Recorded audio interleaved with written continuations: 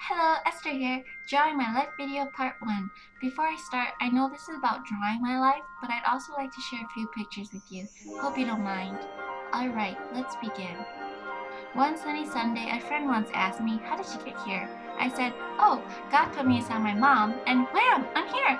She laughed. She meant who took me to church. Miss you, my dear friend Kia.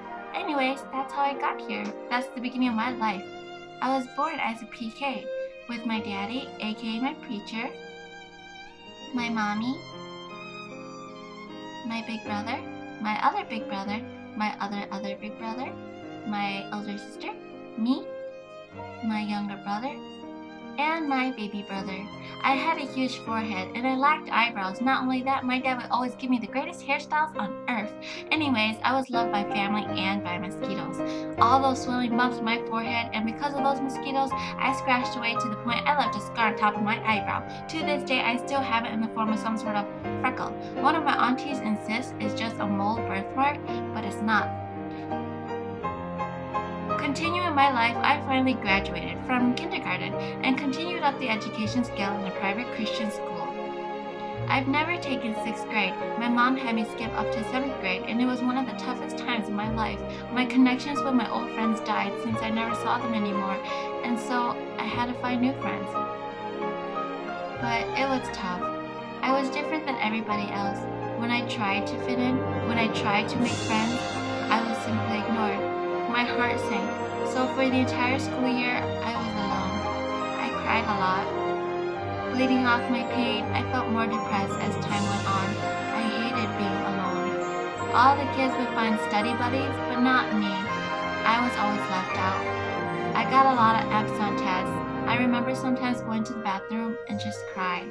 I knew I needed friends, but being so young at that time, I didn't know how to ask for help. But I did do my best to get good grades, and I got D's. Yay! But still more F's.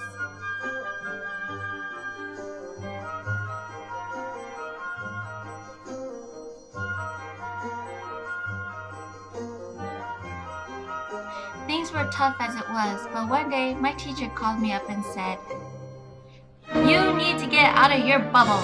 You need to go talk to the other girls and be friends with them." My eyes watered. I couldn't speak, but in my heart I was crying.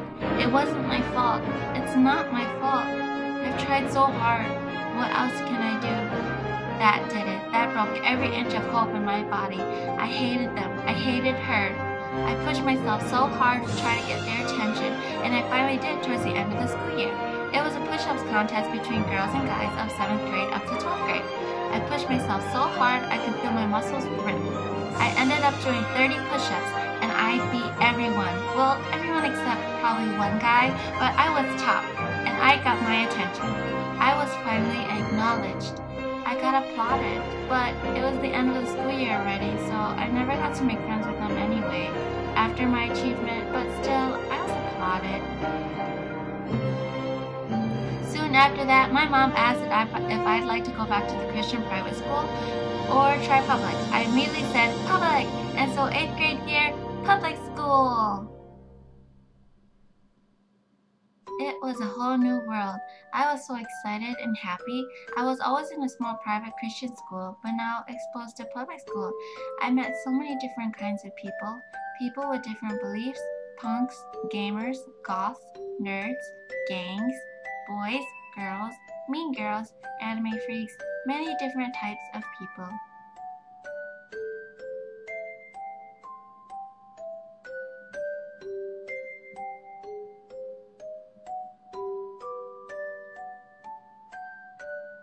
There's me and a boy and a girl with different beliefs indicated by the shapes.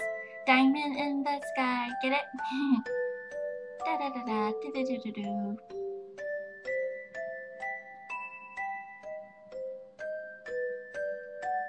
There's me meeting a punk, or he could be emo, I'm not quite sure.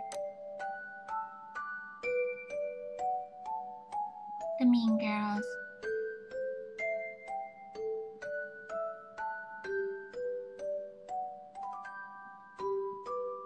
Although the mean girls were mean to me, they were always very pretty, I thought. But girl up, ka ka ka ka ka.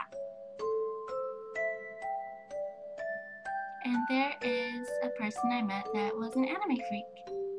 I thought he was really funny and cute.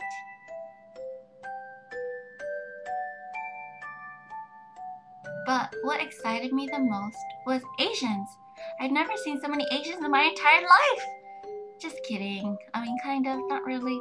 And I felt that way because I was brought up in a private school with only my sister and me basically being the only minority in the whole entire school. I mean, we had a few more ethnicities, but 7th grade year, it was just me and my sister. Everyone seemed to move away.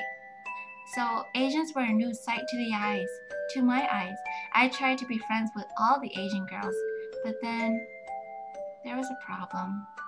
I was different. The way I presented myself, talked, dressed was so strange to them. I would never swear, was always smiling and always polite. I only wore dresses and skirts, so every single day was either a dress or a skirt for the entire school year. So you can imagine how very different I was.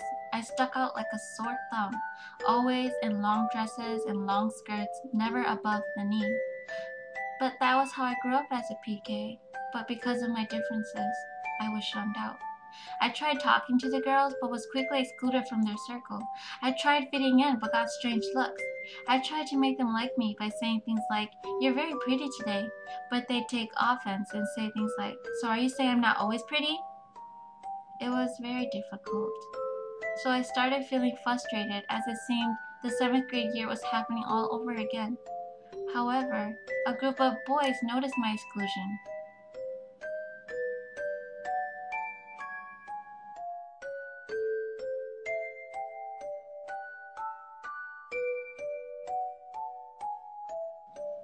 It was life-saving. They saw my pain, and despite my differences, they reached their arms out to me and accepted me. I had finally found true, real friends that even to this day have never abandoned me. Tujer, Nang, Darren, Jerry, Andy, Daniel, Lang, and a few others. They are my absolute best friends, and without them, I don't know where I would be. I could finally spread my arms wide, and as an 8th grader, I could truly smile. So my dear friends, thank you so much for always being there for me. Even at 2 a.m. in the morning when everyone's supposed to be asleep, if I'm having a tough day or whatever, I can always call you guys, and you guys will always be there for me. No questions asked. Thank you. It means a lot.